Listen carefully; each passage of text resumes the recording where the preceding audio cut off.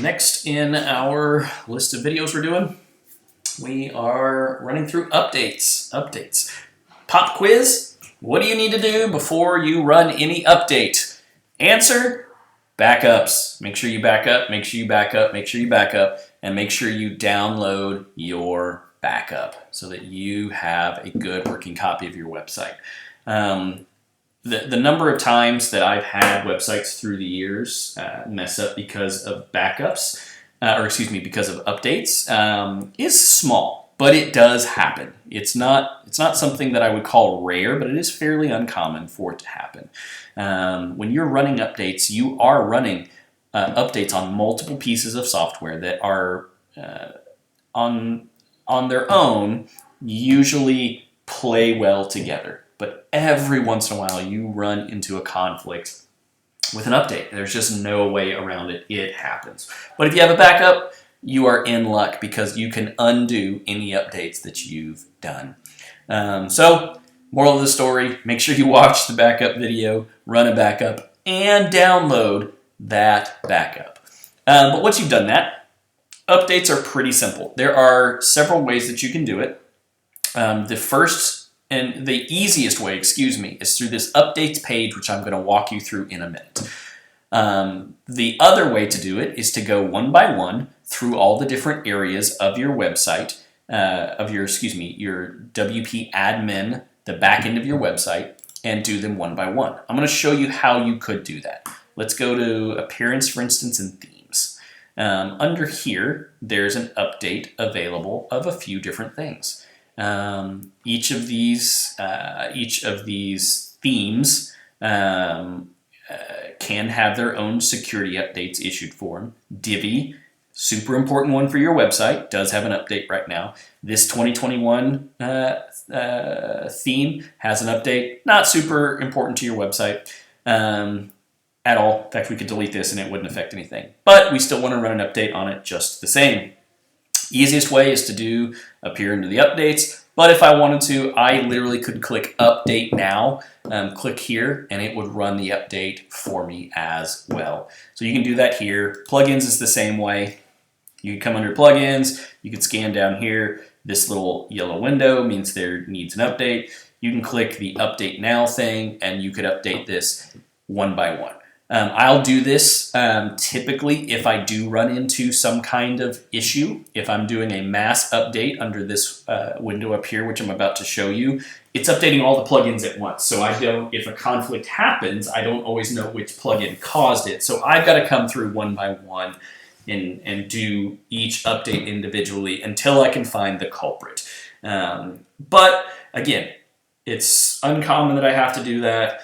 I'm guessing with the limited number of plugins that I use on your website, you probably will never run into that. So it's probably not something you really have to worry about.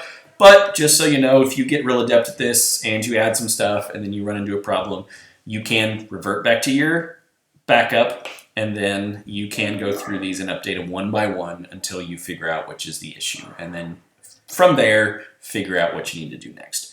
But most of the time, you're just going to run a backup. You're going to come to the update window, hopefully once a month. I recommend once a month. And you're going to run through these updates. Again, I said in your intro video, WordPress automatically does security release updates for you automatically. If there's a big gaping security hole that WordPress has identified and they've patched, they're going to push an update. It actually does give you, I believe, 2 days where it doesn't update automatically, but after those 2 days or whatever it is, it does update automatically. But for other versions that are just, bug fixes and little things like that, it doesn't update automatically. It'll list the WordPress install right here, and all you'd have to do is click Update WordPress. It would do that for you right here. What's going to happen is it's going to take your website down temporarily, run the update, and bring it back up. We don't have a WordPress update for me to show you that right now, but it's real simple. It looks and operates just like what I'm about to do with the plugins and the themes. From here, If you had multiple themes that need updated, you could literally click, or excuse me, multiple plugins that needed updated, you could literally click select all. It would highlight all of them, and you'd click update plugin. Super simple. What it's doing right now is it's actually turning off your website temporarily. It's installing the update. Once the update has been installed, and this is what you should get, it's turning your website back on. Once I run a set of updates, whether it's plugins, themes, or whatever, I always come to the website, click the refresh button, just to make sure everything looks good, it's working, you're good to go. From here, you're going to want to go back to the WordPress updates page because we have a few more things to update. Again, we're about to update Divi. This is what I call a framework that's used to build your website. Now, this is a pretty major update thing that we're about to do. So I always make sure that we have a backup. Are you sensing a theme here? Backups are important. So that we have something to revert back to if for some reason updating Divi breaks your website.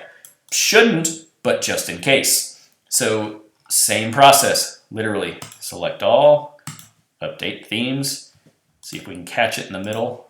So what it's doing right now, like I said, it turned off your website. And this is what everybody sees whenever you're running updates. And literally, it's less than a minute. Now everything should be back, good to go. Refresh it again. Bam.